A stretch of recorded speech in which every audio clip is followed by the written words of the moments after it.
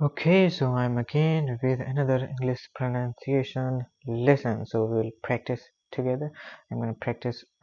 We have done three video lessons. Now this is the time for the fourth one. The third one was too long, and this is the fourth one. It is short, like 12 minutes long. And let's start the video. Hi, I'm Vanessa from Speak English with Vanessa.com. Can you really sound like an American English speaker? I'll Let's try to talk be. about it. Have you ever been watching an American TV show or movie and you heard a phrase? Don't get bent out of shape over it. It seems so fast. You feel like maybe you understood what it meant, but how in the world are they saying it so quickly? What is the secret to speaking like this? Well, today I would like to help you with 5 common American English phrases that include key American English sounds. This lesson will help you to level up your vocabulary and also level up your pronunciation and understanding skills. So the next time that you hear these phrases and you hear American English speakers, you will know exactly what they're saying. And of course, like always, I have created a free PDF worksheet to go with today's lesson. You can download this worksheet and learn all of the pronunciation points, all of the sample sentences, all of the ideas, and at the bottom of the worksheet, you can answer Vanessa's challenge question so that you never forget what you've learned. You can click on the link in the description to download that free PDF worksheet today. All right, let's get started with our first American English phrase and pronunciation point. Okay. Have you ever been looking at social media and you thought, the grass is always greener on the other side, and then you realized, maybe the grass isn't always greener on the other side.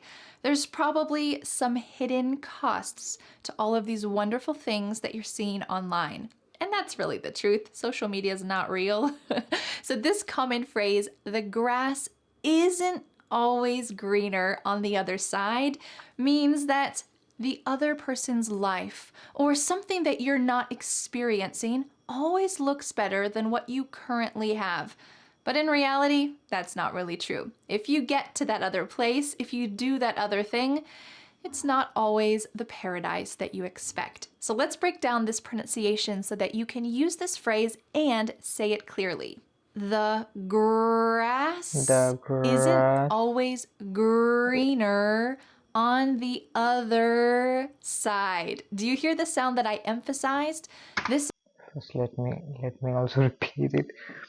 The grass isn't always greener on the other side. This is the R sound, or in American English, we often call this the colored R because it's very strong. Listen to it when I say the word grass. Grass. Does this remind you of an angry dog? Grrr, grrr. And this is a way to have the American English R sound. Can you say it with me? The grass. The grass. Let's add the rest of this phrase. The grass isn't always greener on the other side. So don't forget that hard R sound in the word greener at the end, and also in the word other. Having that strong colored R sound at the grass isn't always greener on the other side. End of the word is essential in American English. Let's say this full phrase one more time, and I want you to try to say it with me. Are you ready? The grass isn't always greener on the other side. All right, let's go on to our second phrase and also our second American English pronunciation point. Are you someone who is always late? Well, it might be useful for you to use this phrase. Better late than never. Better late than never. Unfortunately, I have had to use this many times. I am often late, hopefully just by a few minutes, but it's still nice to apologize. And you can use this lovely phrase. Sorry, I'm a few minutes late. Better late than never. You can say it with a little joke in your voice. But let's break down this pronunciation. Better late than never. Listen to that word. Better. Is there a D in this word? Better. Are we talking about a bed that you go to sleep in? No. Nope. In American English, a T that is surrounded by vowels or vowel sounds will change to a D. Better. This is common in the word water. Or maybe you're wearing a sweater. This is typical of American English. So when you use this phrase, make sure that you pronounce it like this. Better late than never. Late than Our never. third American English phrase and American English pronunciation is included in this phrase. Don't get bent Don't out get of bent shape, out of shape over it. over it. Don't get bent out of shape over over it. it. What's Don't get bent out of shape over it. happening here? Well, there's one concept that we just talked about. Listen to the middle of this phrase. Out of shape. Here this T is changing to a D. But we've already talked about that. Don't get bent out of shape. So what else are we adding here? Listen carefully for another T sound. A lot of these words end in T, but as I say this phrase, I want you to listen to see if you can hear any of them. Do you hear T when I say this phrase? Don't get bent out of shape over it. The sad news is no. All of these T's are what we call stopped T's. So it's not wrong to say don't get bent, but when you hear fast American English speakers, you're gonna hear them stop the T in their mouth. So let's take a look at this common contraction. Do not becomes don't, but when we pronounce it in a fast sentence, you're more likely to hear don't. My tongue is at the top of my mouth, like it's going to make that T shape, but I just don't let the air come out. Don't get, my tongue is stopped at the top of my mouth. I did not say get. Bent. Instead, I said shape. Get. And then the next word, bent, becomes bent. Don't get bent. And our next word is the linking with the D sound. Out of shape. Over it. And that final word, it, also has a stopped T. So that T is going to be at the top of my mouth. It. This is a lot. Let me give you the context in what this means, and then we'll say it together.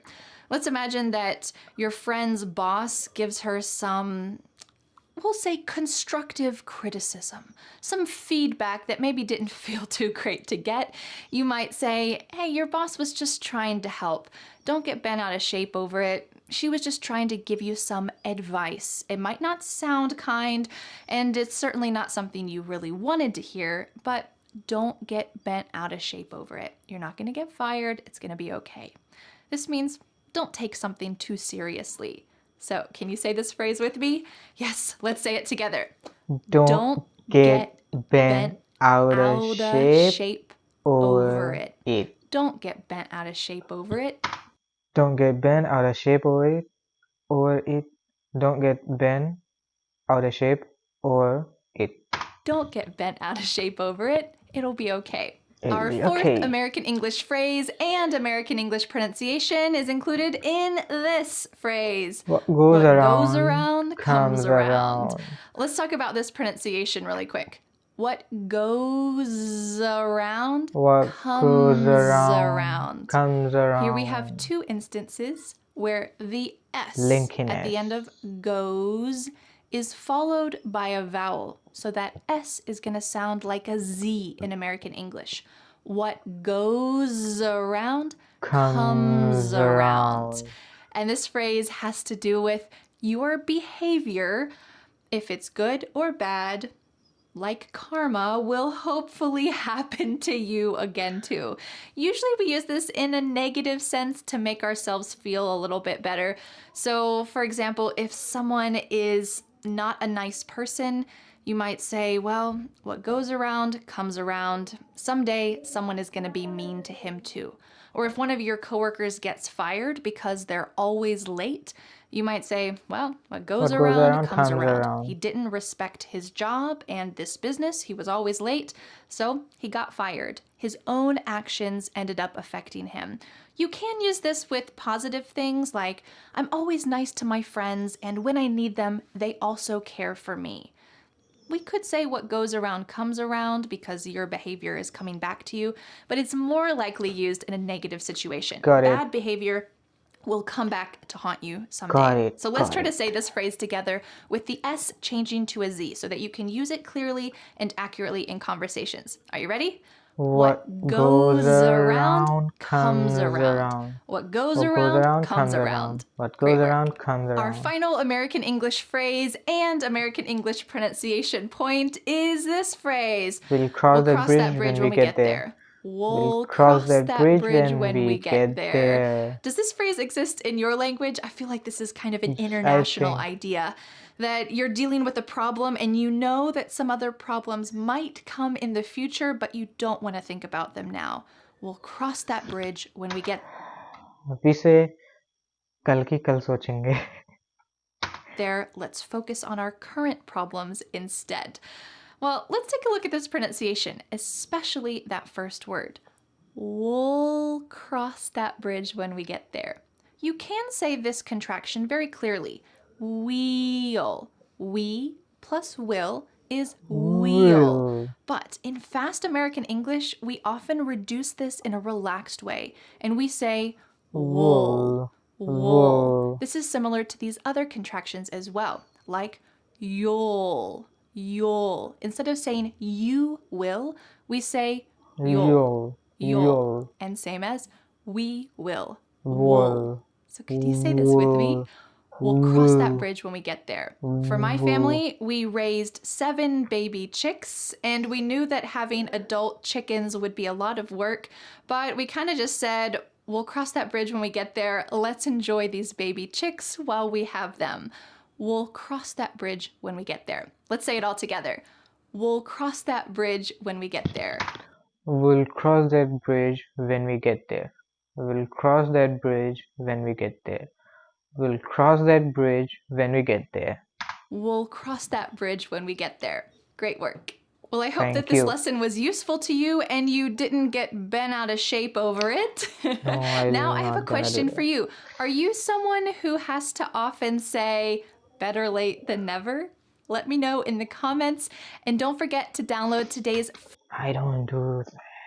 And thanks for the video lesson.